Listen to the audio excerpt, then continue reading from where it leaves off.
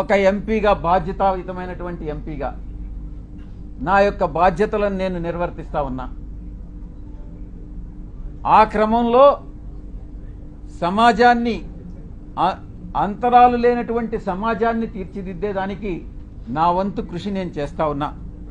బరి తెగించి హద్దులు మీరి ఇష్టానుసారంగా ఆధారాలు లేకుండా నిరాధారమైనటువంటి ఆరోపణలు ఒక ఆదివాసీ స్త్రీతో సంబంధం ఉన్నట్టుగా మీరు చెప్పి ఈరోజు అదే ఆధారాలు మీరు ఎవరెవరికి సబ్మిట్ చేయాల్సి ఉంటుంది అన్నటువంటి విషయాన్ని నేను రాబోయేటటువంటి నా యొక్క ప్రెస్ కాన్ఫరెన్స్లో నేను ఎక్స్ప్లెయిన్ చేస్తాను.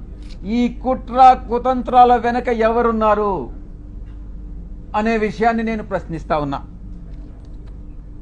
నాకు వ్యతిరేకంగా అనైతికంగా ప్రవర్తించినటువంటి వాడు వంశీకృష్ణ, 2 రాధాకృష్ణ, 3 బిఆర్ నాయుడు, 4 వెంకటకృష్ణ, 5 సాంబడు. నేను చెప్తా ఉన్నా, తప్పకుండా మీ అందరూ కూడా చట్టానికి లోబడి మీ అందరి మీద చర్యలు తీసుకోవడం జరుగుతుంది. ప్రతిపక్షంలో ఉన్నాడు వీడు విజయసాయిరెడ్డి, ఏం చేస్తాడు లేనని మీరు తేలిగ్గా తీసుకోవచ్చు.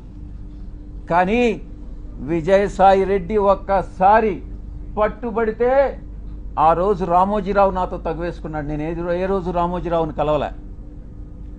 1 సంవత్సరం రోజులు ట్విట్టర్ ద్వారా రామోజీరావుని నేను ఎదిరించా, వేధించా. ఏం చేశాడు? అదేవిధంగా అటు రాజ్యాంగబద్ధంగాను నాకున్నటువంటి ఏ అయితే వసతులున్నాయో అన్ని వసతులను ఉపయోగించి వీళ్ళందరికీ కూడా బుద్ధి చెప్తాను అన్నటువంటి విషయాన్ని నేను తెలియజేస్తా ఉన్నా.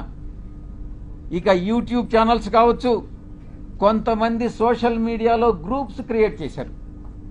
ఆ గ్రూప్స్ కానీ చట్టరీత్యా నేను చర్యలు తీసుకోబోతున్నాను అన్నటువంటి విషయాన్ని నేను మీకు తెలియజేస్తా ఉన్నా.